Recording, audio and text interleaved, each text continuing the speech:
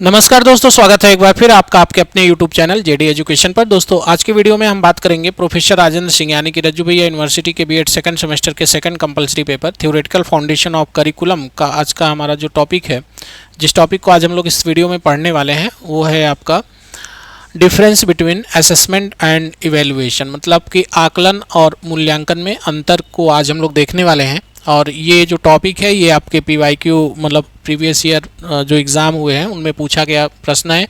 प्रश्न क्या था वो भी बता देते हैं कि differentiate between assessment and evaluation. तो आकलन और मूल्यांकन के बीच के अंतर को स्पष्ट करिए, ऐसा प्रश्न था। तो उसी पर हम वीडियो लेके आए हैं। जैसा कि आप जानते हैं कि इस समय जितने भी वीडियोस हम दे रहे हैं वो सभी प्रीवियस ईयर क्वेश्चन हैं और बार बार पूछे गए हैं। तो आपको बस इतना करना है कि इन वीडियोस को पूरा देखना है और इनका जो PDF नोट्स हम अपलोड करेंगे उसको पूरा पढ़ लीजिएगा। अगर ये क्वेश्चन रिपीट होते हैं तो आप 100% इसको लिख के आएंगे, कहीं से कोई दिक्कत नहीं होने वाली है। तो अगर आप चैनल पर नए हैं, पहली बार आए, तो हम आपको बता दें कि रज्जू भैया यूनिवर्सिटी के बीएड सेकंड सेमेस्टर के जो 4 पेपर हैं उन चारों पेपर की अलग अलग प्लेलिस्ट आपको हमारे चैनल पे मिल जाएगी। उन प्लेलिस्ट में जाके किसी भी सब्जेक्ट का कोई भी टॉपिक का वीडियो आप देखना चाहें तो आप देख सकते हैं। और साथ में उनका PDF नोट्स अगर आपको चाहिए तो उसके लिए आप हमारे टेलीग्राम चैनल को ज्वाइन कर लेंगे। टेलीग्राम चैनल का लिंक आपको वीडियो के डिस्क्रिप्शन में मिल जाएगा। अगर आपको हमसे कोई बात करनी है, किसी तरह का आपको कोई डाउट है या कुछ इन्फॉर्मेशन चाहिए तो आप हमें मैसेज कर सकते हैं हमारे टेलीग्राम ग्रुप के माध्यम से जुड़ के। टेलीग्राम ग्रुप का भी लिंक आपको वीडियो के डिस्क्रिप्शन में मिलेगा। साथ में व्हाट्सअप चैनल का भी लिंक आपको मिल जाएगा वीडियो के डिस्क्रिप्शन में, वहाँ भी जरूर जाइए। क्योंकि होता क्या है, कभी कभी कोई एक मान लीजिए प्लेटफॉर्म है, कहीं से भी कोई दिक्कत हुई, डिलीट हो गया या किसी कारणवश कोई प्रॉब्लम हुई तो दूसरी जगह आप हमसे जुड़े रहेंगे। इसलिए इन सारी जगहों पर जुड़ जाइए। जुड़ना ज़रूरी इसलिए भी है, देखिए क्या होता है ना, बहुत सारे लोग ये सोचते हैं ना कि चलो PDF डाउनलोड कर लिया और उसके बाद हो गया, हमारा काम खत्म हो गया, क्या मतलब है हमसे। यार कुछ नहीं जाता है भाई साहब। मतलब आपको करना क्या है कि सिर्फ एक बटन दबाना है और उससे आपको कोई आप म्यूट करके रखो, उससे कोई दिक्कत नहीं है, आपको कोई डिस्टर्बेंस नहीं होने वाला है। तो अगर आप ऐसा करते हैं ना, आप ज्वाइन करते हैं और मतलब हमारी ग्रोथ होती है, या कह दीजिए कि चैनल की ग्रोथ होती है, तो हमें अच्छा लगता है, हमें काम करने में मज़ा आता है। अब ये है कि अगर आप नहीं करोगे तो फिर थोड़ा मायूसी होती है। फिलहाल हम तो काम करेंगे ही, है ना, हम अपनी जिम्मेदारी हम पूरी करेंगे, बाकी आपकी जो मर्जी हो आप कर सकते हैं। लेकिन रिक्वेस्ट है हमारी कि जब आपको अगर कोई बेनिफिट हो रहा है हमारे द्वारा तो आप ज़रूर उसका कुछ ना कुछ फीडबैक के रूप में आप दे सकते हैं। तो चलिए स्टार्ट करते हैं आज का अपना लेक्चर। और सबसे पहले हम लोग इंट्रोडक्शन देखेंगे कि जो हमारा ये आकलन और मूल्यांकन है इसका क्या मतलब है। इसका इंट्रोडक्शन पहले हम देख लेते हैं, देन फिर हम इसके डिफरेंस के बारे में बात करेंगे। तो देखिए, शिक्षण की प्रक्रिया में यह जानना अनिवार्य है कि बालक ने क्या सीखा और उसे सिखाने में शिक्षण विधियां कितनी सफल रहीं। इसके लिए 2 प्रमुख शब्दावलियों का प्रयोग किया जाता है। वो कौन सी शब्दावली है? एक है आपका असेसमेंट और दूसरा है इवैल्यूएशन। ठीक है, जब हम टीचिंग लर्निंग प्रोसेस करते हैं तो उसमें क्या होता है कि बच्चे क्या सीख रहे हैं, क्या नहीं सीख रहे हैं, ये जानना ज़रूरी है। और ये भी जानना ज़रूरी है कि कौन सी विधि है जिसका बच्चों पर ज़्यादा अच्छा प्रभाव पड़ रहा है, कौन सी विधि से नकारात्मक प्रभाव पड़ रहा है। तो इन सारी चीज़ों को जानने के लिए हम क्या करते हैं, वहाँ पर उनका आकलन भी करते हैं और मूल्यांकन भी करते हैं। तो इस तरह से यहाँ पे 2 शब्द निकल के आते हैं। एक होता है आपका आकलन, मतलब जिसको हम असेसमेंट कहते हैं, और दूसरा है इवैल्यूएशन। आई थिंक आपको समझ में आया होगा। इंग्लिश मीडियम वालों के लिए हमारा जो नोट्स है वो, जैसा कि आप जानते हैं, हम बाइलिंगुअल दे रहे हैं, तो उसमें आपको इंग्लिश वर्जन भी मिल जाएगा। In the process of education it is essential to determine what the student has learned and how successful the teaching methods have been। ठीक है, जिसका मतलब कि ये जानना जरूरी है कि बालक ने क्या सीखा और वो कौन सी विधि है जो सफलतापूर्वक मतलब ये सिखाने में सफल रही। To achieve this 2 primary terms are used, assessment and evaluation. ठीक है, तो यहाँ तक चीज़ें आपको समझ में आ गई होंगी, उम्मीद है। आगे हम लोग देखते हैं कि assessment and evaluation are 2 fundamental pillars of teaching learning process. जैसा कि आप जानते हैं कि आकलन और मूल्यांकन शिक्षण अधिगम प्रक्रिया के 2 महत्वपूर्ण स्तंभ हैं। While the assessment is ongoing process of gathering data, evaluation is final judgement on the performance. मतलब कि जो असेसमेंट है, जो आकलन है, ये क्या करता है, ये डेटा को क्या करता है, एकत्र करने की एक निरंतर प्रक्रिया होती है, जबकि जो मूल्यांकन होता है, इवैल्यूएशन होता है, ये क्या करता है, प्रदर्शन पर एक अंतिम निर्णय देता है। कौन? मूल्यांकन। ठीक है, तो आप ऐसे समझ सकते हैं कि जो असेसमेंट होता है ये ड्यूरिंग टीचिंग लर्निंग प्रोसेस, जब हम शिक्षण अधिगम प्रक्रिया कर रहे होते हैं, ठीक है, या मतलब हम लर्निंग कर रहे होते हैं, तब क्या किया जाता है, असेसमेंट किया जाता है। ठीक है, और जब हमारा फाइनल एग्ज़ाम होता है, चाहे वो यूनिट टेस्ट हो या सेमेस्टर एग्ज़ाम हो या एनुअल एग्ज़ाम हो, तो उस समय क्या होता है, इवैल्यूएशन होता है। एग्ज़ाम के थ्रू हम क्या करते हैं, मूल्यांकन करते हैं कि हाँ हमने कितनी चीज़ें सीखी। आई थिंक आपको सारी चीज़ें समझ में आ गई होंगी। आगे हम लोग इसकी मीनिंग और डेफिनेशन देखने वाले हैं, तो क्या मीनिंग और क्या डेफिनेशन है, दोनों का अलग अलग उसको हम लोग देख लेते हैं। तो देखिए, असेसमेंट की मीनिंग क्या है, यह सीखने के दौरान किया जाता है ताकि सुधार की गुंजाइश बनी रहे। ठीक, ये जो आपका असेसमेंट है ये कब होता है, ये ड्यूरिंग टीचिंग लर्निंग प्रोसेस होता है। डेफिनेशन यहाँ पे हम बात करें तो लिनियर एंड मिलर द्वारा दिया गया डेफिनेशन है कि assessment is a broad term that includes all the various methods used to determine the extent of an individual's learning outcomes। मतलब कि आकलन एक ऐसी प्रक्रिया है जिसके माध्यम से शिक्षक यह जानने का प्रयास करता है कि छात्र को कहाँ समस्या आ रही है ताकि वह फीडबैक दे सके, मतलब कि उसको उन कमियों को दूर कर सके। ठीक है, तो आकलन टीचिंग लर्निंग प्रोसेस के दौरान किया जाता है, और ये क्यों किया जाता है, ये शिक्षक द्वारा किया जाता है ये पता करने के लिए कि बालक या छात्र को कोई चीज़ समझने में कहाँ समस्या हो रही है और वो उन समस्याओं को दूर कर सके। जबकि इवैल्यूएशन की मीनिंग क्या है, इसके बारे में भी हम लोग देख लेते हैं कि जो मूल्यांकन है इसकी मीनिंग क्या है, इसका अर्थ क्या है मूल्यांकन का, उसके बारे में देखते हैं। देन फिर इनके बीच के डिफरेंस के बारे में हम बात करेंगे। तो मीनिंग क्या है, यह किसी कोर्स या यूनिट के अंत में किया जाने वाला अंतिम निर्णय होता है, मतलब प्रोडक्ट ओरिएंटेड होता है। ठीक है, जबकि जो असेसमेंट होता है ये प्रोसेस ओरिएंटेड होता है। तो यहाँ पे आप देख सकते हैं कि ये क्या है, प्रोसेस ओरिएंटेड है, जबकि जो इवैल्यूएशन है ये प्रोडक्ट ओरिएंटेड है। इसमें हम प्रोडक्ट के बारे में जानकारी इकट्ठा करते हैं या ये देखते हैं कि प्रोडक्ट हमारा कितना अच्छा है। इसकी डेफिनेशन अगर हम बात करें तो evaluation is the assessment evaluation is the assignment of a symbols to phenomena in order to characterize the worth or value of a phenomena। इसकी हिंदी मीनिंग क्या है, इसको भी थोड़ा सा हम लोग देख लेते हैं कि हिंदी मीनिंग क्या है इसकी। तो देखिए, यहाँ पर हम इसके हिंदी मीनिंग की बात करते हैं तो मूल्यांकन का अर्थ है कि क्या करना, मूल्य का अंकन करना, मतलब कि इसकी क्या वैल्यूज़ है इसको आंकना, या छात्रों की उपलब्धि ग्रेड को या अंकों में बदल देता है, मतलब छात्र की क्या उपलब्धि है उसको ग्रेड के माध्यम से या अंक के माध्यम से उनको प्रदर्शित किया जाता है। अब आगे हम लोग बात करेंगे कि नेचर एंड कैरेक्टरिस्टिक्स दोनों की देखेंगे, असेसमेंट और इवैल्यूएशन की क्या प्रकृति और क्या विशेषताएं हैं इसके बारे में बात करेंगे। तो देखते हैं, तो सबसे पहले यहाँ पे हम लोग देखते हैं कि ये आपकी विशेषताएं और यहाँ पे असेसमेंट और ये आपका इवैल्यूएशन। नेचर की बात करें तो इसका नेचर कैसा होता है, असेसमेंट क्या होता है, ये डायग्नोस्टिक होता है, रिमेडियल होता है, मतलब कि इसमें हम क्या करते हैं, समस्याओं का पता लगाते हैं और उसका निदान भी देते हैं। ठीक है, वाइल जबकि इवैल्यूएशन क्या होता है, ये जजमेंटल होता है, निर्णायक होता है, इसमें सुधार की कोई गुंजाइश नहीं होती है ना, इसका नेचर है। फोकस कहाँ पर होता है हमारा, तो फोकस की बात करें तो यहाँ पे हम इस बात पे फोकस करते हैं असेसमेंट के दौरान। असेसमेंट जब करते हैं तो हमारा फोकस ये होता है कि हम मतलब जो लर्निंग करा रहे हैं, जो बच्चे सीख रहे हैं वो कैसा चल रहा है ना, ये चेक करने के लिए। जबकि यहाँ पर क्या है कि जो क्या बच्चे ने सीखा है इसका मूल्यांकन करने के लिए इस पर हम फोकस करते हैं। टाइमिंग की बात करें तो ये ऑनगोइंग होता है, मतलब निरंतर चलने वाली प्रक्रिया है assessment, while evaluation eight the end of unit या एंड ऑफ टर्म होने वाली प्रक्रिया जो कि है इवैल्यूएशन। गोल क्या है, लक्ष्य क्या है हमारा, टू इम्प्रूव लर्निंग, मतलब जो सीखना है ना, इसको एक तरह से अपनी लर्निंग मतलब सीखने के में सुधार करना, ठीक है, या टीचिंग में सुधार करना, तो ये हमारा गोल होता है। जबकि इवैल्यूएशन क्या होता है, ग्रेडिंग के लिए किया जाता है, तो मतलब ग्रेड देने के लिए या फिर रैंक देने के लिए। तो इस तरह से हम इसकी नेचर और प्रकृति के बारे में बात किए। अब हम बात करेंगे उद्देश्य क्या है। ठीक है, तो उद्देश्य के बारे में यहाँ पे ऑब्जेक्टिव ऑफ असाइनमेंट, असाइनमेंट का क्या उद्देश्य है और इवैल्यूएशन का क्या उद्देश्य है।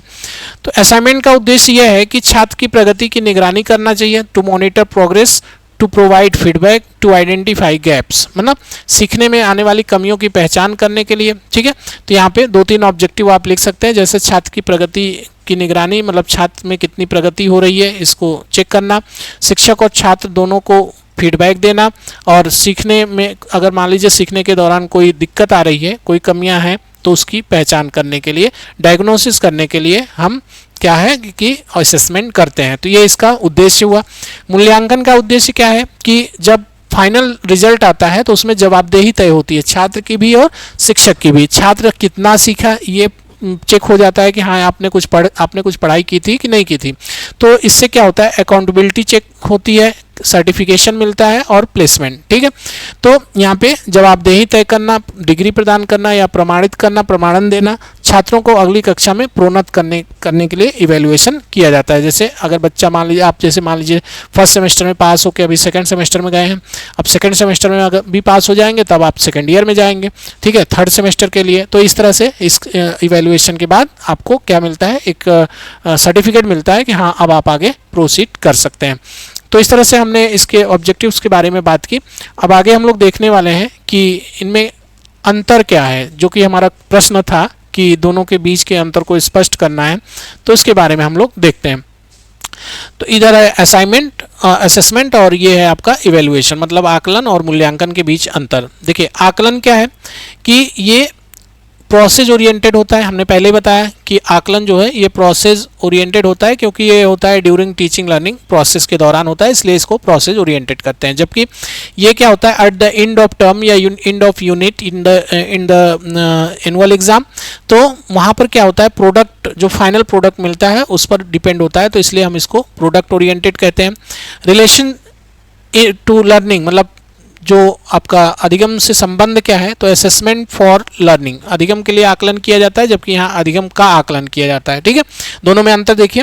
यहाँ पर असेसमेंट में क्या है कि जो इसका जो आकलन होता है, असेसमेंट होता है, वो किसके लिए होता है, लर्निंग के लिए होता है, जबकि इवैल्यूएशन क्या होता है कि लर्निंग जो हुई है उसका आकलन करने के लिए हमें क्या करना होता है, इवैल्यूएशन करना होता है। फ्लेक्सिबिलिटी, असेसमेंट जो होता है ये मोर फ्लेक्सिबल होता है, क्योंकि ये ड्यूरिंग प्रोसेस होता है, जबकि ये फाइनल होता है, तो यहाँ पे क्या होता है, ये स्टैंडर्डाइज होता है, ये एक मानक बन जाता है और उसमें कोई परिवर्तन नहीं हो सकता। क्राइटेरिया, तो ये सुधारात्मक होता है, डायग्नोस्टिक होता है, जबकि ये इवैल्यूएटिव होता है, मूल्यांकनात्मक होता है।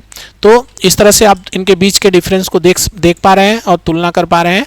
मेजरमेंट की बात करें तो जो असेसमेंट होता है ये क्या होता है, क्वालिटेटिव होता है, गुणात्मक होता है, जबकि यहाँ पे इवैल्यूएशन जो होता है ये क्या होता है, क्वांटिटेटिव और क्वालिटेटिव होता है, मतलब मात्रात्मक और गुणात्मक दोनों होता है।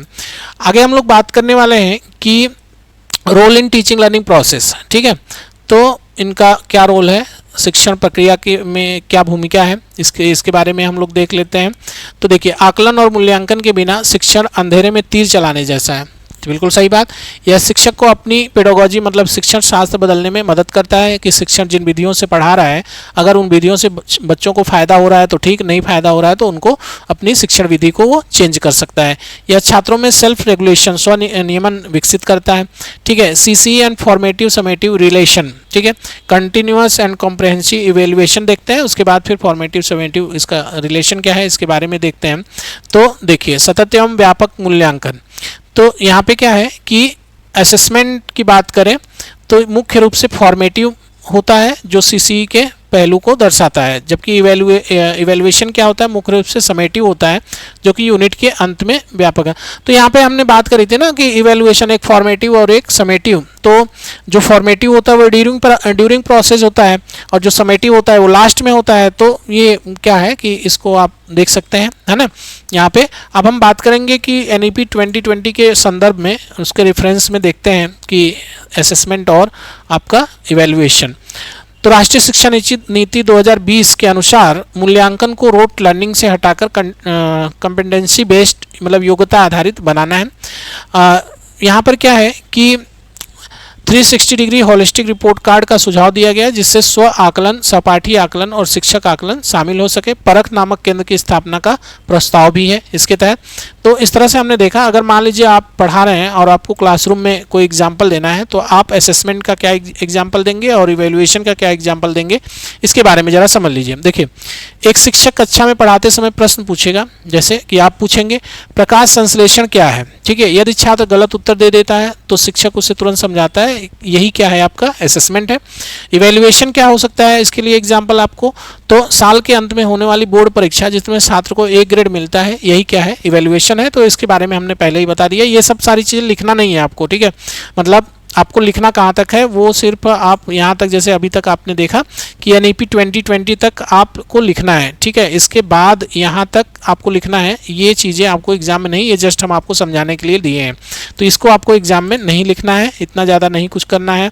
आगे यहाँ पे देखिए कुछ प्रश्न दिए गए हैं, ठीक है। जैसे अभी आप टेट या सीटेट का एग्ज़ाम देंगे तो इससे रिलेटेड प्रश्न अगर आपसे पूछा जाता है तो वो कैसा है, ठीक है। तो यहाँ पे नीचे प्रश्न दिया गया है, यहाँ पे इंपॉर्टेंट पॉइंट्स दिया गया है, जैसे कि असेसमेंट, देखिए यहाँ पे 3 पॉइंट दिए गए हैं, क्या, assessment for teaching, assessment for learning, assessment of learning और असेसमेंट एज लर्निंग, तीनों का अलग अलग मतलब है।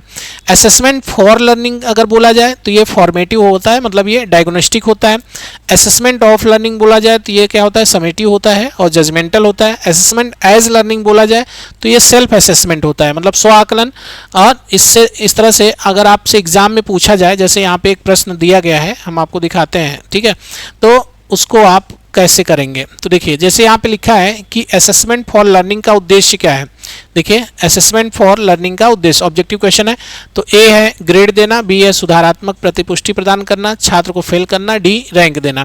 तो असेसमेंट फॉर लर्निंग क्या होता है, डायग्नोस्टिक होता है, मतलब सुधार करना होता है। तो यहाँ पे सुधार दिया हुआ है, तो B ऑप्शन आपका सही है, करेक्ट ऑप्शन कौन सा है, B है। इस तरह से अब यहाँ पे इससे रिलेटेड जो प्रश्न आपसे पूछे जा सकते हैं, एक तो हमने बताया कि difference between assessment and evaluation. अगर मान लीजिए आपसे प्रश्न चेंज कर दिया और वेरी शॉर्ट में एक तो ये प्रश्न पूछा है जो कि हम यहाँ पे दे ही चुके हैं, कि इसको पूछा कि आकलन और मूल्यांकन में अंतर क्या है, ये लिखना है, तो आप अंतर लिख देंगे।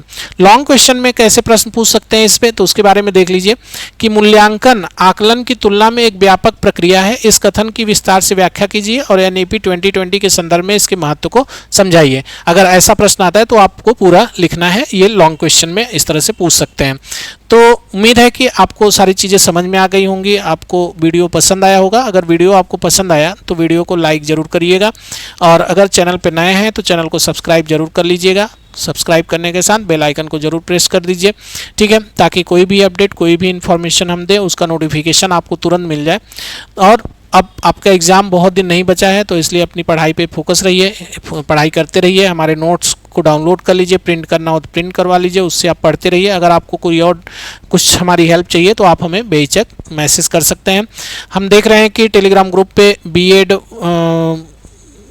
एग्ज़ाम के लिए बहुत सारे बच्चे नोट्स वगैरह कह रहे हैं एक साथ दे दीजिए, तो हमने दिया हुआ है, कई बार हम अपलोड कर चुके हैं, बट आप लोग खोजना नहीं चाहते हैं, तो उसको खोज लीजिए और मिल जाएगा। नहीं मिलता है तो हम तो हैं ही, दे देंगे, फिर से दोबारा हम अपलोड कर देंगे। तो चलिए आज की वीडियो में बस यहीं तक, मिलते हैं हम नेक्स्ट वीडियो के साथ। तब तक आप अपना ख्याल रखिए, मन लगा के पढ़ाई करिए। बहुत बहुत धन्यवाद।